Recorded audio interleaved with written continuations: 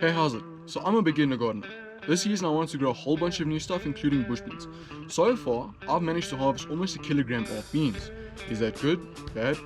What did I do and what am I doing differently going forward? Well, this video I'm going to document my journey of what I've done and I'm going to show you guys what I'm going to be doing differently going forward. So let's get into the video. So at the start of the 2024 growing season, I didn't have many garden beds that I could cultivate, so I had to create a few new. What I decided to do is I decided to try out the Three Sisters growing method with corn, squash and beans. So I pretty much created the bed, basically just demarcated out the areas, buried a whole bunch of scraps and a few other bits and bobs, put down a layer of mulch. The mulch was just grass clippings, dried leaves and a few other ancillary organic matter bits. And while I was busy creating the garden beds, what I did is I soaked all my seeds, squash, corn and the beans. So at least by the time I was finished creating the bed, I could just plant everything up. So I went ahead and I planted the corn in the block, I intersown all the squash. But what I did with the beans, right? Instead of interplanting them, which is what I originally intended to do, I decided to instead plant them alongside of the wall. The idea was that I could utilize what's a bit of an awkward growing space, grow beans are pretty much at least as high as they would get to. Not having grown beans, specifically bush beans before, I didn't really know how big or small the plant would be. So I basically just took a chance, put them all in a line. I spaced them about 60 mils apart and I had two different varieties, but both of them were bush beans. So in this line I planted about 21 seeds, kept them nice and moist. I had two stakes on either side. Again, because I didn't know how big they would get, I thought that I might need some form of a trellis or vertical support. So with the two stakes, the intention was then just to create like a makeshift Florida weave, loop around the plants as they would get taller and taller and taller. So that's pretty much what I did just to create the bed and get everything going. So I kept this area nice and moist for about 2-3 weeks before I actually saw any germination. And when I first started the bed, that was early October, right? At the end of October, third week of October, I noticed that only the one variety had germinated. The other variety, there was no germination at all. So I had to re-sow those seeds. So I re-sowed them, about a week left, or a week went on, that I was able to keep the area nice and moist. And that's when I had my injury. So basically nothing happened after the beginning of November. These plants, everything was left to their own devices. Mother Nature took over, plants did what plants do, and it was a little bit of a mess, not gonna lie. So when I was a little bit more mobile towards the end of November, came outside, took a look to see what's going on, and I noticed all the beans now were growing, and the first set, or the first few plants that had been planted at the beginning of October, that started flowering and started putting fruit. So it is also worth noting, round about this point, the gem squash and some of the other squash had started germinating as well, and they were in fact starting to shade out this part of the beans sort of line, right?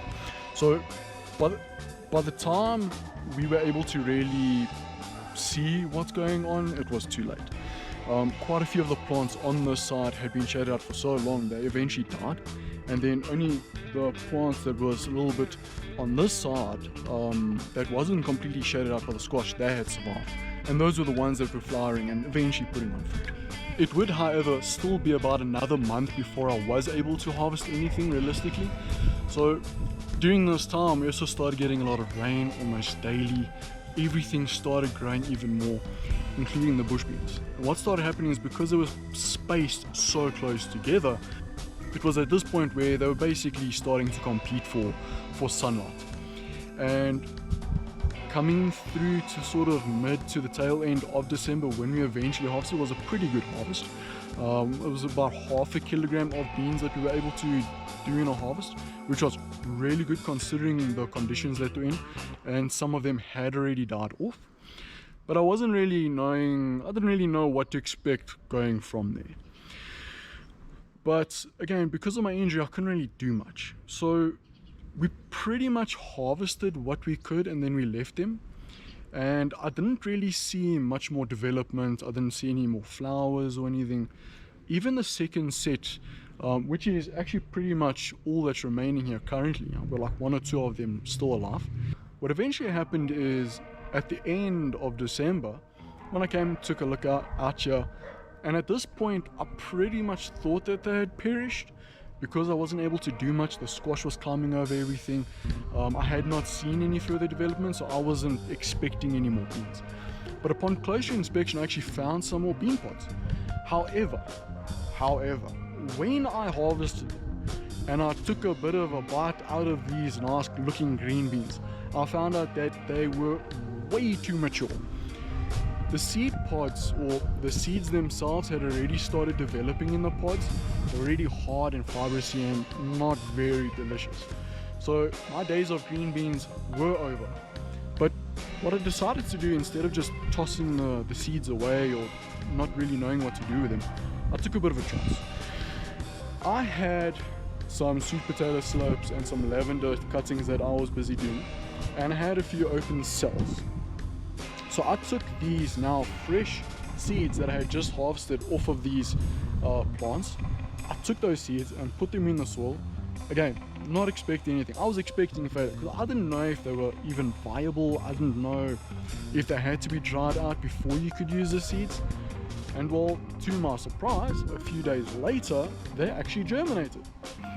Once they had grown to a nice size, as seedlings, I decided to transplant them, which are these 2 little dudes here. I decided to plant them in this grow bag that I wasn't really using for anything else, and they've pretty much been growing for two months, just a little bit less now, and I'm already harvesting from them. And what was so interesting about these 2 guys is, by using the fresh seeds and having them germinate relatively quickly, it just made me realize that you don't have to have dehydrated seeds to plant, which was very interesting. Shortly after transplanting these guys, I found some more mature seed pods and decided to do a little bit of an experiment. I decided to see what I could get away with. So what I did is I sprinkled a little bit of gardening magic around the outside of my house. I took some of those seeds and I planted them, chaos sowed them in a few spots just to see what would happen. So some of the seeds I planted here, and as you can see, they've taken, which is very interesting considering what's going on here. There's also a few interesting reasons why I decided to plant them here. So beans, or some plants, they have what's called trichomes on them. It's essentially like these little sort of like fibrous hairs, and the idea is that they aid with transpiration, just to regulate the plant's internal temperature. And apparently beans, at least bush beans, the trichomes that they have, they are relatively sharp, or they secrete an oil that enables them to trap small insects. So this little area, I had my cabbage, my cabbages were here with aphids. Yeah. So I decided, you know what, if this whole trichome story is true, I didn't really research it to be honest, but if it's true, then it might be an interesting natural fly catcher. So I planted them here with the intention that, with the trichomes being underneath the leaves, the aphids would be sort of like running around, run amok here with their ant companions, and then I was hoping that the trichomes would catch the aphids. That was the idea. And it was also because of this that I had the fleeting thoughts of maybe putting a few beans in my plant's terrarium just to help with fungus gnats. Like I said, very interesting finding. So yeah, I planted these guys here. They've been here for about a month. I can't wait for them to start producing. So as for some of the rest of the more matured seeds that I found within those pods, I decided to plant them up here with this ornamental cap. Why? Because why the hell not? I decided, you know what, I've got all these seeds, I don't know what to do with them, I didn't really want to dry them out, so with this little experiment that I had there with the lap, I thought, you know what, let me try it here as well. So this little experiment is basically a bit of a locational thing, where I'm able to sort of test out sun requirements. So at the lapa, right, it gets 5 hours morning sun, no afternoon sun, afternoon shade. This area is the exact opposite. So it also gets about 5 hours of sun, but it's afternoon sun, hot afternoon sun with morning shade. So I'm now able to compare the sort of,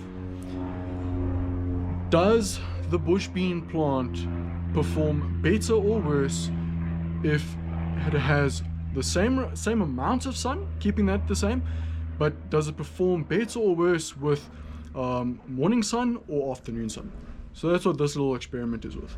And then interestingly enough, I also have a few seeds that are planted in the front yard in this raised planter with a more cooler sort of environment, getting around about 7 hours of sun per day, similar to there by the squash patch, but it's split up, and that raised bed is made out of bricks, so the soil temperature is generally cooler than everywhere else. Unfortunately, I think due to the rain and some of the floods that we had, the seeds got dislodged and eventually dried out. None of those took, unfortunately, which I find quite interesting, and that's why I'm saying I think it's really that they got dislodged and maybe dried out, because otherwise I've had phenomenal germination rates with the seeds that are planted here and there by the lapa in terms of using fresh seeds. I actually had a better germination rates with fresh seeds than some of the dried out seeds that I got out of the packets, which is quite interesting. Pretty much my findings, right? Now, going through the injury and all that really showed me that bush beans, they're actually quite resilient. They're nice, and they're a little bit more drought tolerant and heat tolerant than some of the other plants like a squash or something. They can generally take a little bit less care. However, what you do need to ensure is you space them adequately. So with my spacing, it was 16 mils, right? And it became a little bit difficult to harvest because they were so close to each other. And I actually think that obviously with the gem squash taking over and becoming a little bit territorial, I think that really had a part to play in some of the poor production in the first set. But I think because they were so close together, they were competing for light. I think that also had a part to play, to be honest. So next time, plant them maybe like 100 mils apart or something. And the other thing that you want to watch out for, especially with regards to spacing, is rust. So bean plants, they get rust on it. It's essentially the same as like tomato blight or powdery mildew with squashes. It's a fungal disease. And the way to deal with a fungal disease is to make sure that the area is not moist all the time, make sure that there's adequate airflow and light penetration through the canopy. With how close I've spaced them together, the production yield definitely so. Can I say that definitively? Maybe not yet. However, the reason I'm saying that, right, is with a quick Google search you can see, or it's evident that bush beans, green beans, they should generally yield about 250 grams of beans per plant. I got about 30. So with the 21 plants that I had in the first yielding about 500 grams, it comes to around about 30. So that is a gross underproduction there. So that's also why I'm running this little experiment. The next thing that I really want to sort of emphasize is the seeds, the fresh seeds. So with the principle of using the fresh seeds, you get much faster germination. Obviously, it's not always going to be, you're not always going to be able to do it if you don't have fresh seeds available. And you can't always harvest seeds and then still get a second sowing in with your season. So with this principle, however, why I really want to emphasize is I did this with the corn as well. And I'm not going to spoil anything, but I had phenomenal germination on the corn with seeds that are sowed, fresh seeds that are sowed, that I grew in this season. Watch my corn video, you'll see what I harvested there. I planted those again, and I got some pretty good germination. That's what I'm busy growing. And it's just nice to know, because it sort of enables us to be able to harvest seeds this season, plant those same seeds this season and get a faster germination rate. Instead of waiting like 14 days for something to germinate, you can now bring it down to like 3. And if you have a very short season and timing is of utmost importance, it really becomes valuable information. Another one of the findings. So I pulled up one of those dead bean plots. The root balls are quite small. They're very shallow rooted. They don't take up much area. So if you are space constrained, then competing roots aren't too much of an issue, or shouldn't be. It's more foliage. With the amount of foliage, it could be a little bit difficult to harvest, see what's going on. I think another factor in my poor production for the first set is the fact that I let a lot of the seed pods become fully mature. Why am I saying this? So at the end of the day, these plants, they produce fruits to be able to reproduce. That's how they reproduce, how they continue the species. Once the fruits have matured and it has viable seeds, then generally speaking the plants will start to die back. And beans, I know, are one of those varieties that once it has viable seeds, then it pretty much just kills itself off, similar to like a cucumber or a zucchini. So I think one of the reasons that I had a very poor production yield with my beans is because I had a lot of them actually fully mature. So going forward, I'm really going to have to make sure that I am diligent in harvesting all the beans in a timeliest fashion, and that I don't let any of them mature fully, just so that I can help keep the plants alive for a little bit longer, increase my production. The last sort of finding is really about support. So the Florida weave, it's not effective. I think just like a small stake would be fine, because you can see here the stems are quite thin. They do grow a little bit tallish, but with the amount of foliage that they put on the weight of the fruits, they can be a little bit top heavy. They don't break or anything, not like a pepper will, but you don't really want your bean pods in the soil. I've found a few bean pods in the soil. It's a little bit dirty, it's going to be a little bit tough to wash, but it also invites a lot of pests there, and then again you're going to have a decreased yield. So just in terms of not really food safety, but just to make sure that you get good harvests, nice harvests, and you don't invite too many pests, you should be fine.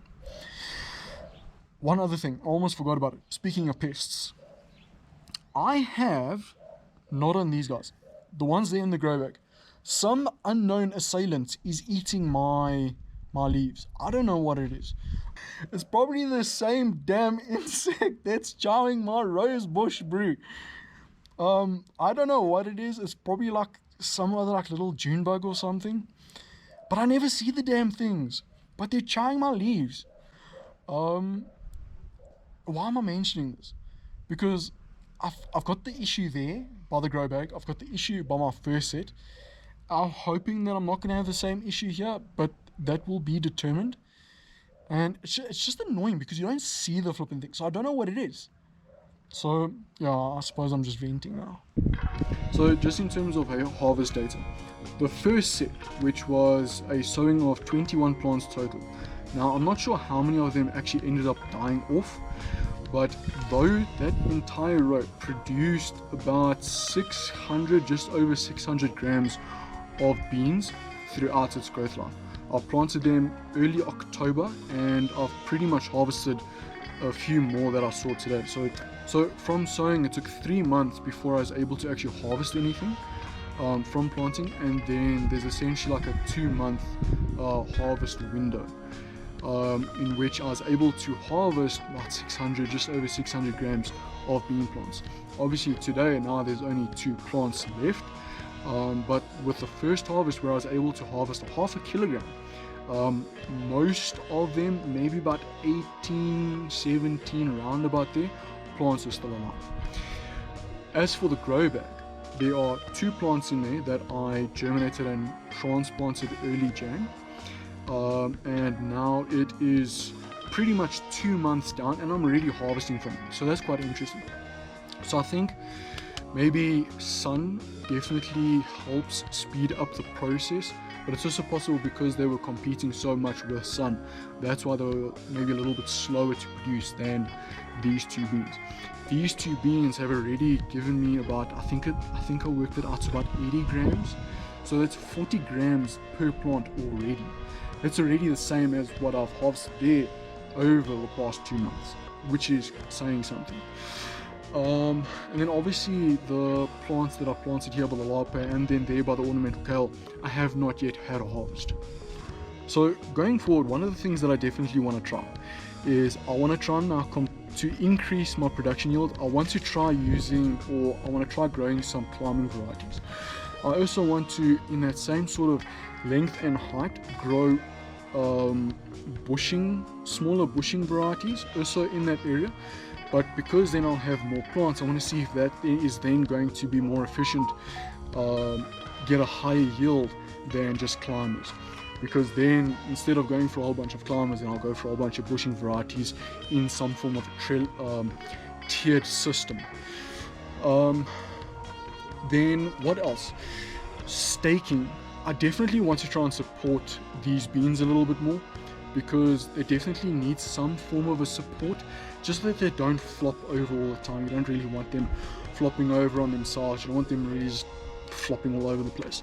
So by having some stakes in the ground, they'll then be able to support them. One of the other things that I really want to try and improve on going forward is my succession sowing.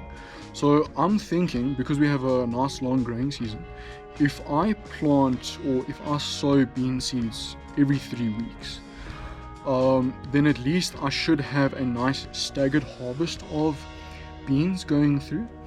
I think as well, by doing that, if I do then run out of space, because space is finite, then I can always kill off some of the older, more mature, less productive plants, and then replace them with some fresh seedlings, and then sort of go through like that. So then I'll have month A with 10 plants, month B with 10 plants, and then increase every month with 10 plants, and by the end of 4 months I've got like 40 plants or something, and then sort of just cycle those out.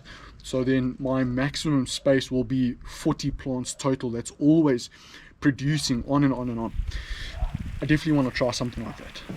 So if you enjoy my content and some of these videos that I've been creating, check out the playlist where I've been basically documenting my journey of how I've been growing successfully as a new/beginner gardener without any prior knowledge or experience.